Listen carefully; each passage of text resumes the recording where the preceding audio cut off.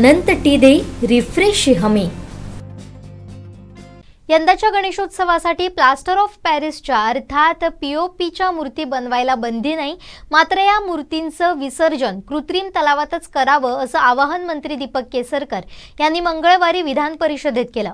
यासाठी कृत्रिम तलावांची पुरेशी सोय शासनामार्फत करण्यात येईल असं त्यांनी सांगितलंय। या निर्णयानंतर सिंधुदुर्ग जिल्ह्यातील विशेषतः त्यांच्या मतदारसंघातील एका पिढ्यानपिढ्या मातीचं मूर्तिकाम करणाऱ्या गणेश मूर्तिकारानं थेट मंत्री केसरकरांना पत्र लिहित मूर्तिकारांच्या भावनांसह आपली व्यथा मांडली आहे। पाहूया ते पत्रात म्हणतात, माननीय दीपकभाई केसरकर, शिक्षण मंत्री, मराठी भाषा मंत्री, महाराष्ट्र राज्य।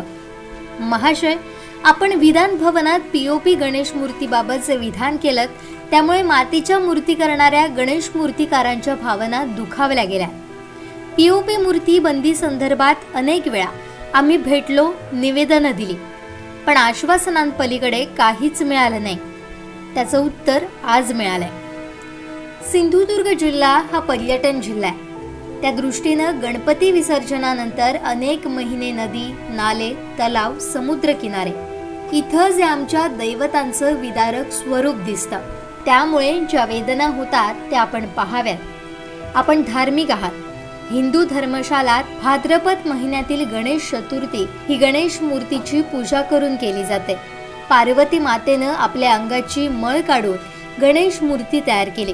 ती आदिमाया पृथ्वी माता जिच्या अंगा खांद्यावर आपण नाचतो, घाण करतो, पण आईला कधी राग येत नाही। तिच्या ऋणातून उतराई होण्यासाठी मानव वर्षातून 3 वेळा तिची पूजा करत असतो, नागपंचमी, श्रीकृष्ण जयंती आणि गणेश चतुर्थी।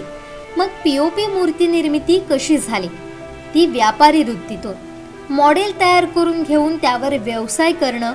मूर्ती तयार करणारा वेगळा आणि प्रोडक्शन करून विकणारा वेगळा, त्यामुळे मूर्ती तयार करणारा कारागीर हा बाजूलाच राहतो, त्याला एका मूर्तीचे मूल्य मिळतं, पण व्यापारी प्रोडक्शन करणारा लाखो रुपये कमावतो, मूर्तिकार तसाच राहतो।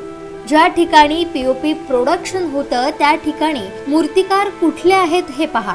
त्याचं मूळ सिंधुदुर्गात आहे। मातीच्या मूर्ती तयार केल्याशिवाय मूर्तिकार तयार होणार नाही। सिंधुदुर्गात तरुण मुलं शिकून आली आहेत, त्यांनी आपल्या मूर्तिशाळा सुरू करत व्यवसाय सुरू केला। जर पीओपीला प्रोत्साहन दिलं तर त्याचं भवितव्य काय? आज जे पीओपी गणेश मूर्ती विकतात त्या हमरापूर, कोल्हापूर येथून आणल्या जातात। ते मूर्तिकार स्वतः मूर्ती करू शकत नाही, त्यामुळे मातीच्या मूर्त्या तयार करणारे पिढ्यानपिढ्या ज्याचा व्यवसाय त्यांच्या तोंडातला घास काढून घेतला जातो। असंच चाललं तर थोड्याच दिवसात सिंधुदुर्गातील मूर्तिकला नष्ट होणार आहे। त्याला काही अंशी तुम्ही जबाबदार असाल। कृती प्रथम घडते, इतिहास नंतर लिहिला जातो, अशी भावना श्री गणेश मूर्तिकार संघाचे अध्यक्ष नारायण सावंत यांनी पत्रातून व्यक्त केली आहे। पारंपरिक मूर्तिकारांच्या भावना त्यांनी मांडल्या। आमचे दिवसभरातले सर्व अपडेट्स, ताज्या घडामोडी आणि थेट लाईव्ह पाहण्यासाठी सबस्क्राइब करा, लाईक करा कोकणचं नंबर 1 महा चॅनल कोकण 7 लाईव्हचं YouTube चॅनल।